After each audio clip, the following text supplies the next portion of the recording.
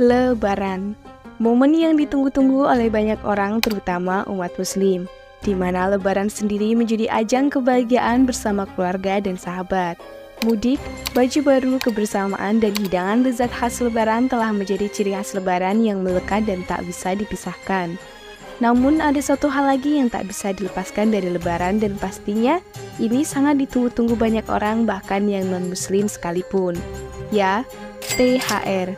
Mengutip dari Wikipedia, tunjangan hari raya atau THR adalah bonus atau tambahan uang yang harus diberikan oleh pemberi kerja kepada pekerjanya menjelang hari raya keagamaan di Indonesia. Pembayaran THR ini wajib dilakukan paling lambat 7 hari sebelum hari raya keagamaan. Tapi, apa kalian sudah tahu bahwa terdapat perjuangan panjang dari kaum buruh untuk menuntut THR?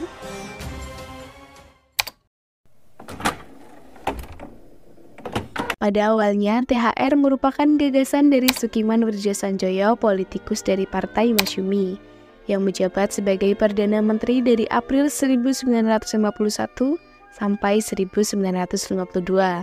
Salah satu tujuan dari Kabinet Sukiman adalah untuk meningkatkan kesejahteraan para aparatur negara.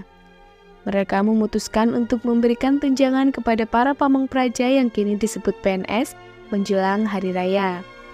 Pada masa itu pula, masa para pekerja melalui serikat buruh terutama SOPSI aktif berjuang untuk memperbaiki nasib mereka dengan berbagai cara, terutama melalui pemogokan.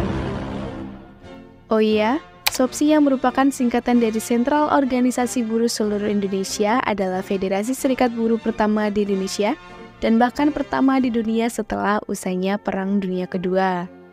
SOPSI sendiri berafiliasi dengan Partai Komunis Indonesia serta menjadi serikat pekerja terbesar di Indonesia kala itu, dengan mencapai lebih dari 2.700.000 anggota pada tahun 1960.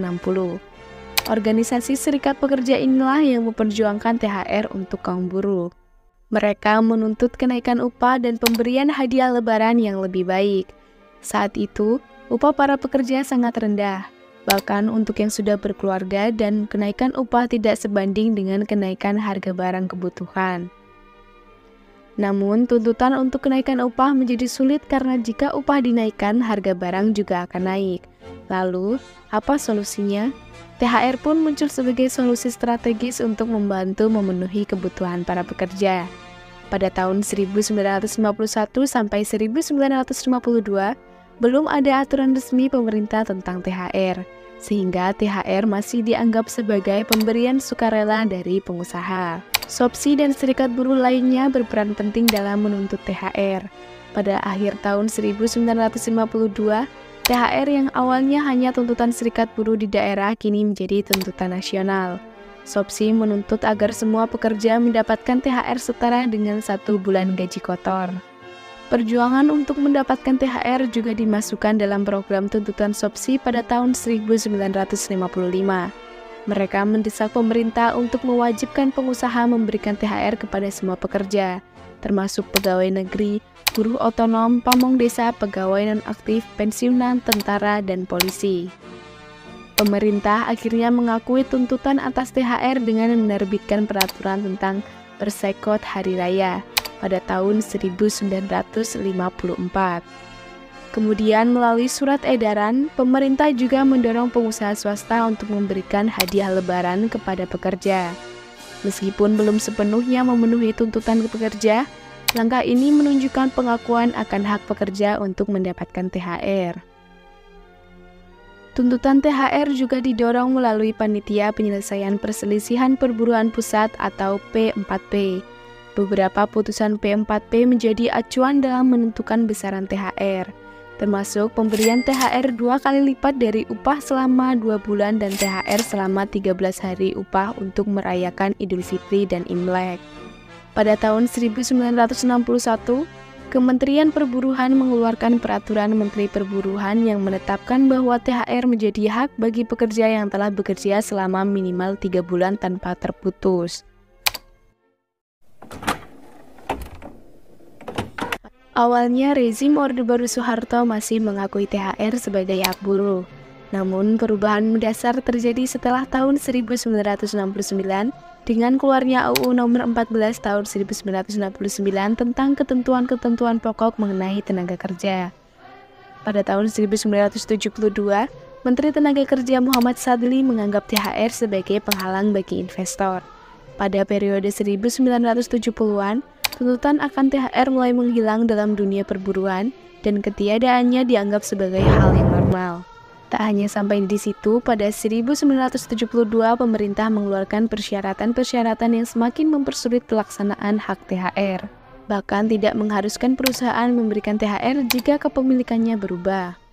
Namun, buruh menjawabnya pada era 1980-an ketika proses industrialisasi berlangsung dengan mulai menyuarakan tuntutan hak-haknya, termasuk hak atas THR. Lonjakan pemungutan terjadi dari tahun 1989 hingga 1993 dan mencapai puncaknya pada tahun 1994, khususnya dengan pemogokan besar di Medan pada bulan April 1994 yang memaksa pemerintah untuk mengeluarkan peraturan Menteri Tenaga Kerja tentang Hari Raya Keagamaan bagi pekerja di perusahaan. Penerbitan peraturan ini dipengaruhi oleh perhatian sosial terhadap buruh berpenghasilan rendah. Peraturan ini sedikit berbeda dengan peraturan sebelumnya, di mana buruh kontrak yang hubungan kerjanya berakhir sebelum jatuh tempo tidak berhak menerima THR, dan pengusaha dapat meminta pengecualian untuk tidak membayar THR. Meskipun kaum buruh seringkali mendapatkan rintangan untuk memperjuangkan dan mendapatkan THR, tetapi sejatinya perjuangan gigih dari kaum pekerja dan peran penting dari serikat buruh, terutama SOPSI, tidak pernah sia-sia. Terbukti dengan terwujudnya THR yang kini menjadi hak seluruh kaum pekerja yang diakui dan wajib diberikan oleh pengusaha kepada pekerjanya. Peraturan yang membahas tentang THR sendiri terus-menerus diubah atau diperbarui hingga saat ini. Terakhir kalinya terdapat pada pasal 11 PP nomor 15 tahun 2023. Sedangkan SOPSI yang menjadi organisasi serikat buruh yang paling gigih dan gencar memperjuangkan THR harus bernasib naas karena dibubarkan oleh rezim karena dianggap sebagai sayap PKI.